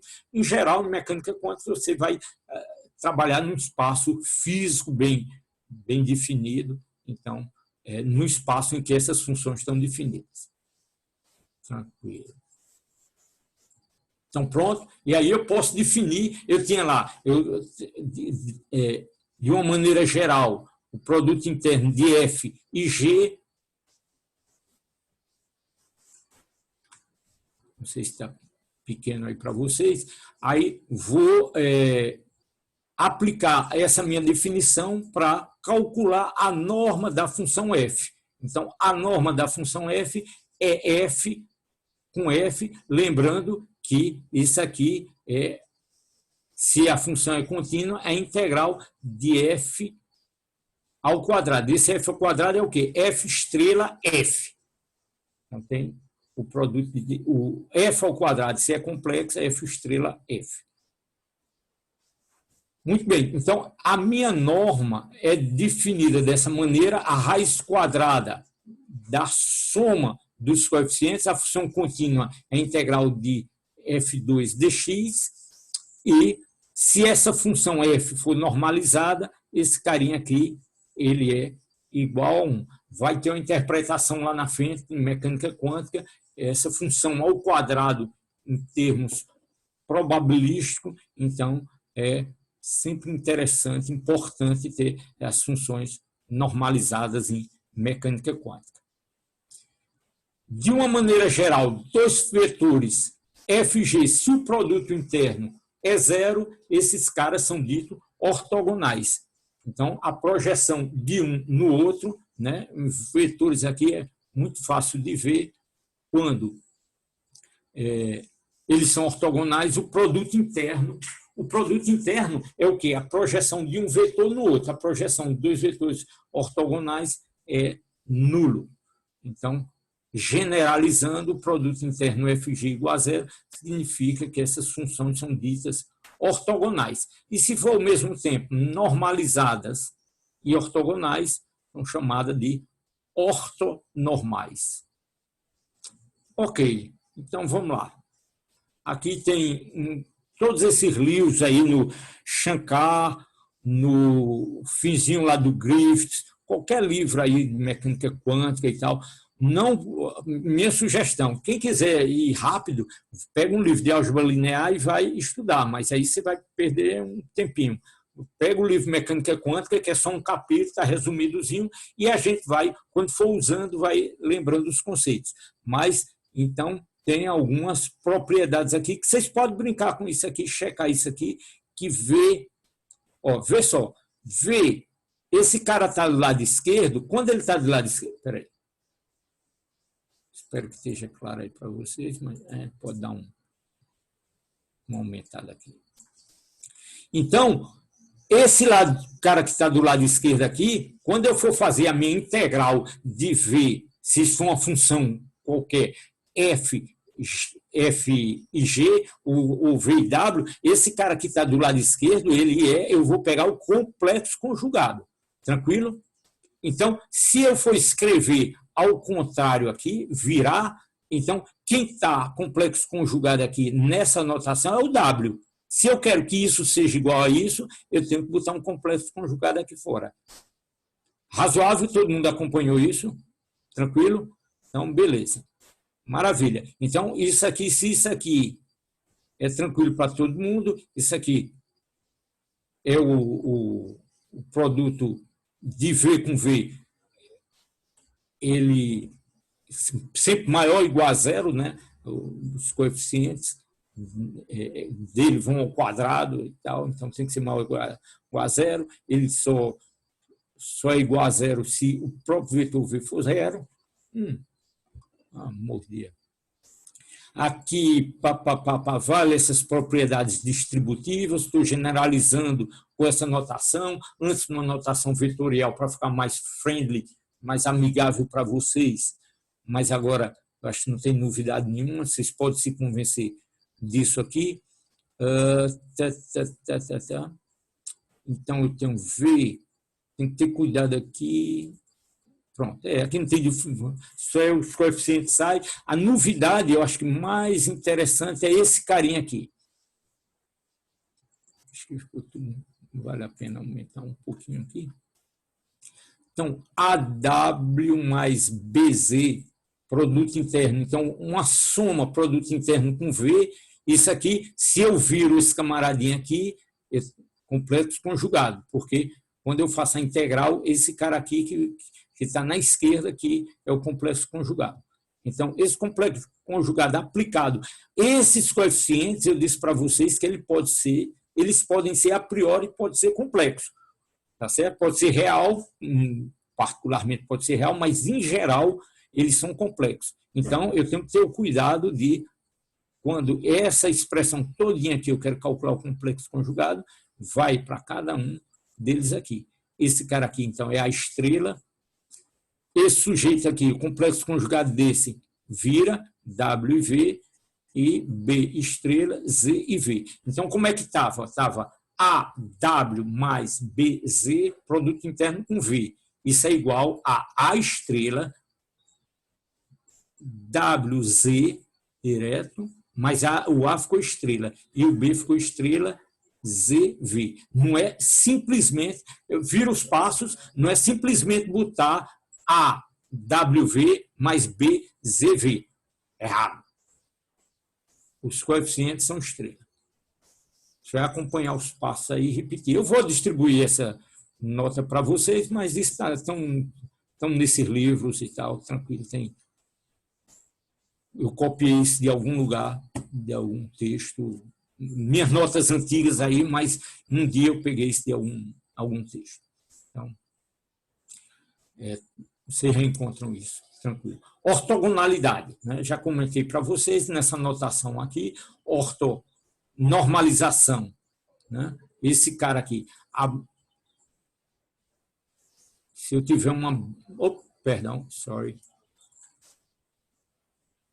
Então, se eu tiver uma base normalizada em que o modo de cada vetor é 1 e que cada componente projetada na outra dá 0, eles são ortogonais, essa base é dita ser ortonormal. A notação de tudo que está escrito aqui é feita dessa maneira, que a componente VI da minha base, ela é ortogonal a J, recomeçando minha frase. Você tem esse produto interno aqui de VI com VJ, se I é igual a J, então é VI, isso aqui é igual a 1. O vetor projetado nele mesmo, produto interno, é 1. É o que está escrito aqui, a norma de VI é 1. VI projetado em J é 0, porque ele é ortogonal. Então, esse é o delta de Dirac, é igual a 1 se I igual a J, e é 0 se I diferente de J. Então, isso condensa nessa notação esse conceito de ortogonalidade. E se isso aqui é igual a 1, ortonormalidade. Beleza. Pronto, estamos quase chegando no fim. Eu agora defini uma série de operações com esses vetores no meu espaço vetorial. Na minha linguagem, um vetor pode ser uma matriz, uma função, etc. E a gente vai falar agora de operações.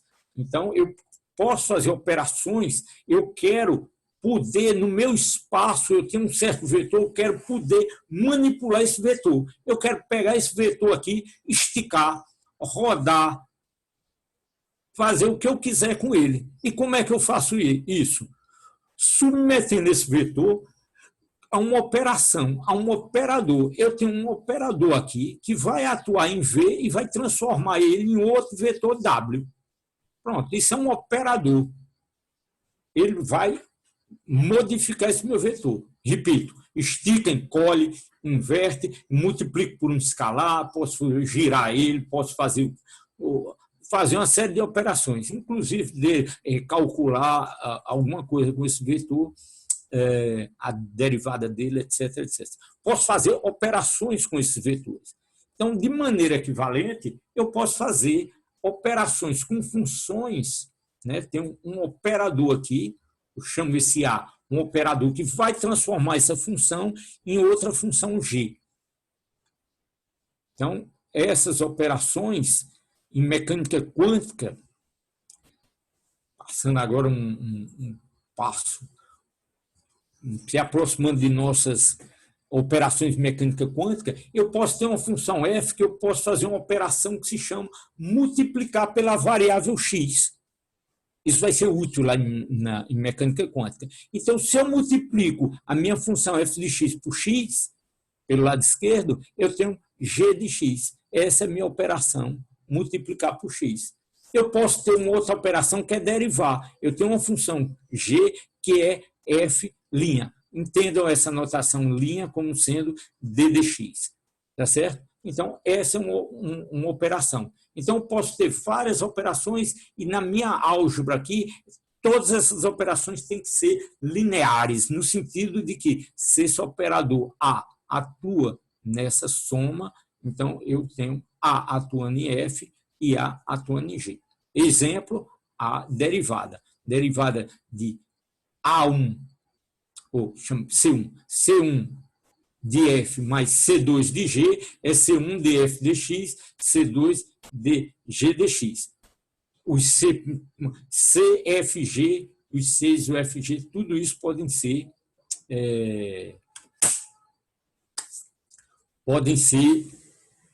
complexos, mas tudo isso aqui funciona. Essa operação de elevar a soma ao quadrado, isso não é uma operação linear, então não entra no nosso espaço vetorial. Essa operação não está definida no nosso espaço vetorial. Que aí eu vou dizer, eu sei, posso fazer qualquer coisa e tal. Não, não pode. Tem várias operações que não pode, não é uma operação linear. Tá certo? Muito bem. Ok. Existe uma operação muito importante em mecânica quântica, que é a chamada operação de alto valor. Olha, veja só, eu atuei aqui, vamos pegar aqui no geral, eu atuei A em F e gerou uma função G. Eu peguei esse vetor aqui, girei e deu W. Pronto, então uma rotação, por exemplo. Uma translação. Agora, tem certas operações que eu mantenho o vetor. Então, operações desse tipo aqui, em que o operador A atuando em V, vai me dar alguma coisa, vai me dar um escalar, pode ser complexo, V. Ou seja, o vetor se preserva a menos de uma escala aqui. Então, isso é chamada de uma operação do tipo alto valor, alto vetor. Alto vetor, quando esse vetor aceita esse tipo de operação, essa operação sobre V dá alguma coisa, um escalar vezes V, ele é chamado de alto vetor dessa operação. E o A de alto valor dessa operação. Então, pronto, uma coisa do tipo AF de x, né? Isso aqui era o vetor, generalizando para qualquer função. O operador A, eu boto um chapéuzinho aqui, tá certo? Para distinguir esse sujeitinho aqui, chamar isso aqui de um operador. E isso aqui podia ser uma matriz atuando no vetor que vai. Então, F é um autovetor, função, desculpe, e A é um autovetor. Então, me diga aí um exemplo. Por exemplo, se eu tiver uma rotação, eu pego esse vetor aqui e girei e obtenho esse outro vetor aqui. Isso claramente não é uma operação do tipo autovetor. Por quê? Porque o vetor mudou. Ele estava indo para cá, esse aqui é outro vetor. Mudou a direção. Um vetor só é igual a ele mesmo, a menos de um escalar, se estiver na mesma direção. Então, qual é, na rotação, quem é a operação de autovetor? É uma rotação em torno do próprio eixo. O vetor preserva. Então, você veja que em todas as rotações possíveis, só aquelas em torno do próprio eixo que é uma operação do tipo autovetor, que dá a mesma função a menos de um escalar. Então, são funções especiais que são extremamente úteis e a gente vai usar isso bem aí em mecânica quântica. Tá certo? Então, para vocês não estranharem aí que a literatura em inglês o pessoal usa um prefixo eigen, do alemão, eu acho. Acho não, tenho certeza. Isso vem do alemão, Eigenfunction, Eigenvalue. Então, é isso aí que a anotação. Então, um exemplo. Então, vamos pegar uma operação simples derivada. Isso aqui é uma função com uma variável complexa. A derivada disso aqui, como é que fica? Quem é a derivada desse sujeitinho? Isso aqui é IK, que é complexo, a própria função. Então, eu tenho a função f, recupero minha função f a menos de uma constante complexa. Então, isso daqui é uma equação do tipo alto valor. E esse sujeito aqui é IKX, é minha autofunção, esse IK, meu alto valor. Tranquilo? Exemplozinho aí. Ok, pessoal. Tem outros conceitos aí que a gente vai precisar, que são propriedades, tem várias propriedades lá de álgebra linear que vão ser úteis em mecânica quântica. Um deles é de operadores hermitianos. Operadores hermitianos é operadores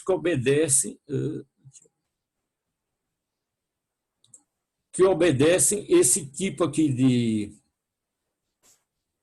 Estão vendo aí, né?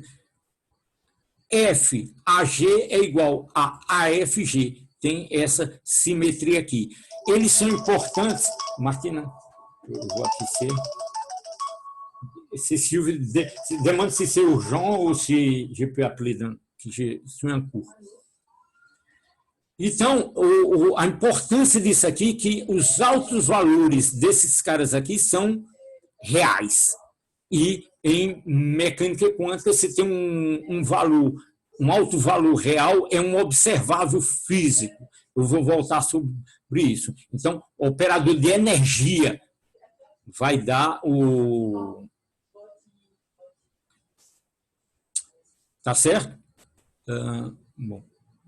A burocracia me persegue, mas eu vou atender não. Ok, então, esses operadores, estou destacando isso aqui que é importante, mecânica quântica, e o que a gente tem agora, espera aí, deixa eu...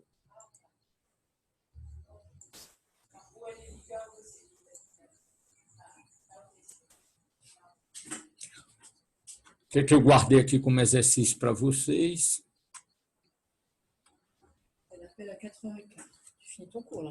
Oui, je finis. Moi, je suis fatigué. Acho que todo mundo está cansado. Tá terminou. Agora é exercício, é a lista de exercícios. Vou mandar a lista, vocês estão ansiosos, mandam uma listazinha. Uma partezinha de números complexos, uma partezinha dessa álgebra. É bom praticar, tá certo? Mas isso a gente vai praticar mesmo no curso. Ok, pessoal? Algum comentário, dúvidas? Professor, as listas a gente envia para qual e-mail? Marcos, eu boto lá no grupo, marcos.os.oria, sem acento, @ufrpe.br. Eu vou lembrar, Martina, lembrar de mandar o e-mail para a lista. Pode ser, manda para o meu e-mail. Então, Então, tenho que mandar para vocês a segunda lista de exercício. E na próxima terça, eu espero receber as listas. Isso eu sou exigente, pessoal. Deixa eu fechar isso aqui para conversar com vocês todos. Então, a lista é para a gente se preparar, para a gente ir acompanhando. O assunto está andando. Se você vai deixando acumular a lista, complica. Então, essa lista eu posso até dar um prazozinho mais generoso. Por exemplo, essa que a gente vai distribuiu na terça-feira, é uma listazinha tranquila, então para a próxima terça está ok. E essa que eu estou distribuindo hoje fica para outra quinta-feira. Então, eu acho que se tiver algum problema na terça-feira, se tiverem dificuldades com essa segunda lista, avisem que a gente discute. Mas tem o prazo e tem que respeitar o prazo, que, primeiro, vale para a nota, e se começa, professor, a gente entrega na véspera da prova e acumula e tal. Um dos objetivos da lista é o treinamento permanente, se está exercitando permanentemente. Por isso que eu boto no meio da aula tem os exercícios, chamar atenção, porque está muito simples, estou acompanhando. Claro, todo mundo aqui um nível bom, tem uma formação boa, se acompanha, se a aula não for muito ruim, o aluno consegue mais ou menos acompanhar e até identificar que o professor podia explicar aquilo melhor, então eu teria dito isso melhor, maravilha. Mas outra coisa é você aplicar, tá certo? É a diferença entre estar informado, né? Muito bem, álgebra linear, beleza e tal, e a formação, você poder trabalhar, manipular, dominar essas ferramentazinhas, tá certo? Está começando tranquilo e tal, e para a gente ficar confortável aí para começar. Então, eu consegui terminar essa introdução, essa primeira parte, essa revisão e a parte de álgebra. Então, vou mandar para vocês a segunda lista e aí já na terça-feira a gente começa lá no livro do Griffiths com função, definindo a função de onda e etc. E entra no vivo do assunto. Tranquilo? Perguntas? Tem um chat aqui. Comprimento de onda da terceira é 250 nanômetros. Sei não. Eu boto aí, se a maioria conseguiu o mesmo resultado, eu não sei se... Posso checar, Felipe? Posso checar, Felipe. Tá bom? Mas esses probleminhas são simples. O da lista é mais ou menos nesse nível, então espero que vocês tenham tranquilidade de fazer isso. Qualquer coisa, manda uma mensagem no privado, no WhatsApp, ou nesse e-mail que eu vou mandar agora para vocês. Ok, pessoal. Então, até terça-feira. Bom fim de semana. Fiquem fechados, quem puder, e até terça. Obrigado. Tchau, tchau.